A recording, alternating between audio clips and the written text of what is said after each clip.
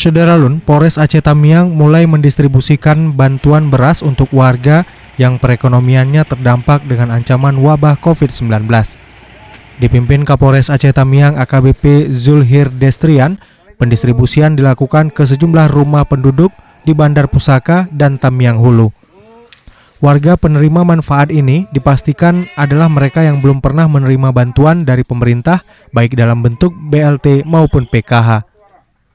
Pada tahap awal, bantuan disalurkan untuk 200 kepala keluarga, di mana Kampung Batu Bedulang merupakan daerah yang paling besar mendapat alokasi, yakni 90 kepala keluarga. Secara keseluruhan, Polres Aceh Tamiang telah menyediakan beras 10 ton yang siap dibagikan untuk masyarakat.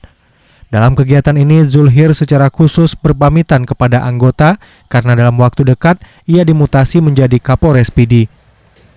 Sebagai kenang-kenangan, Zulhir membagikan sejumlah uang kepada seluruh anggota Polsub Sektor Bandar Pusaka untuk bekal buka puasa. Oleh Bapak Kapolri, kita juga sudah menyetorkan 10 ton beras untuk dikhususkan kepada masyarakat yang memang belum pernah menerima bantuan dari program-program dari Dinas Sosial.